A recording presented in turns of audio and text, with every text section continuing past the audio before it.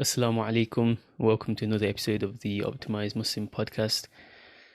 Should you take the time out and put importance in learning your native language? If your parents speak a different language, or the country of your parents' birth has a language or heritage that you're not familiar with, should you care about it?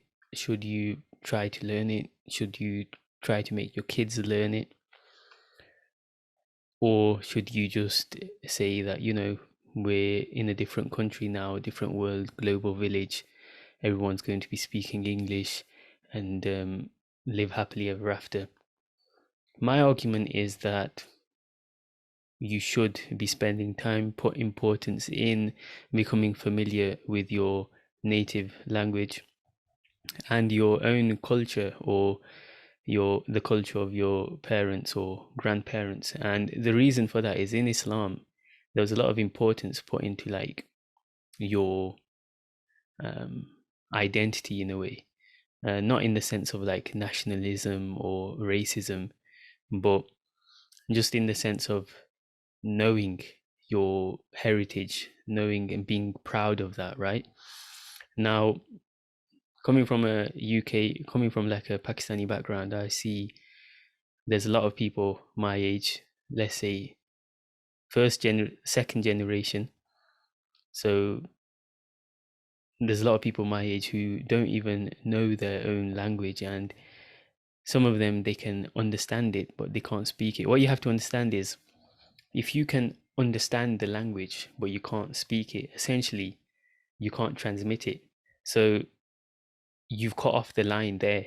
Your kids aren't going to be getting, or the next generation isn't going to be learning the language, because you can't even transmit it. So as much as you think it's okay because you can understand it, you're essentially cutting off the line to, you're cutting off the connection to that language. Why is it important? We know the benefits of learning a second language. So some people are motivated for that reason to try and get their kids to learn it. It's like another lens through which you're viewing a culture. It's good for brain development. People, studies show that kids, they get different, they get used to getting, differentiating different languages, different words, and it kind of helps them um, in their development. But aside from that, from a da'wah perspective, I think is very important, because if you can't even properly communicate with someone, how are you going to influence them? Now, if you ascribe to the second view that, we're British, we have, this is our language, this is our culture, fish and chips, lovely. If that's, then that's fair enough. I can't really say anything. But if you're involved in da'wah and you want to change culture, you want to have an impact, bring people closer to the deen, whatnot, optimize Muslim project, then you definitely should be putting importance into this, because you've got, say, if you can understand or speak Urdu, for example, you got access to like a billion people in the world through Urdu and Hindi, that you're going to be able to impact potentially. But let's forget all of that. Like, you're not necessarily going to be a global speaker or anything like that. But let's just bring it down to the family level. Everyone has extended family from back home. You need, if you're not even able to communicate in their language, how are you going to be able to impact that culture? A lot of us, we seem to have issues with different cultural practices from back home. If you're disconnected to the extent that you can't even speak the language, that's it. You can just sit from outside and moan about it, but you've got no chance of influencing the minds of the people who are in that culture. Never mind changing it, never mind inviting people, never mind getting people closer to the deen or whatever else. So it's definitely something that you should be focusing on. And the reason for saying this is not like a feel good thing of like, oh, if you know the language, then great. And if you don't, then tough on you. Because the whole purpose behind Optimized Muslim Project is the growth mindset. We're living in the 21st century. As much as we all want to complain about the perils of the modern world and, globalization and liberalism, and actually liberalism's got nothing to do with it, but, the internet age and this, that, and the other.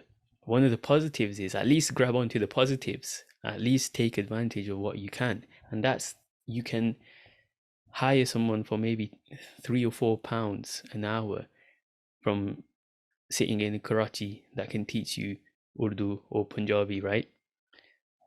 Why not?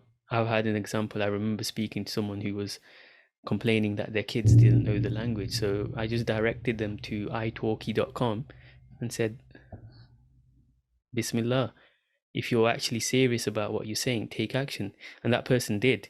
And their kids are now studying the language with a tutor from Pakistan. And I feel like you shouldn't just be lazy. They say a language is like a lens through which to view a culture.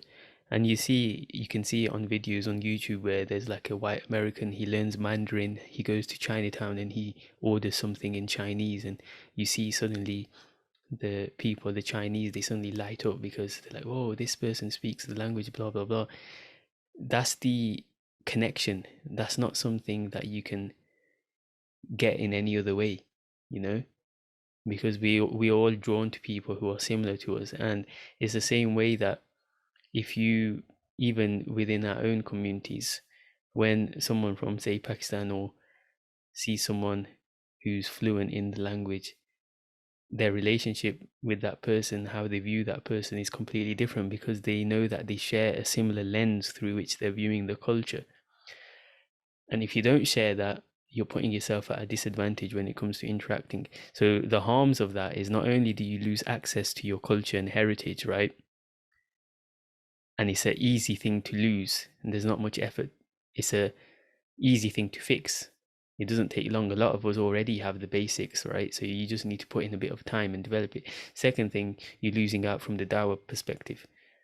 You're not going to be able to influence people who are um, from that culture, and it's definitely something that we should be trying to doing. So that's the short reminder that I thought I'd share. And Jazakallah khairan for watching. Assalamu alaikum wa rahmatullahi wa barakatuh.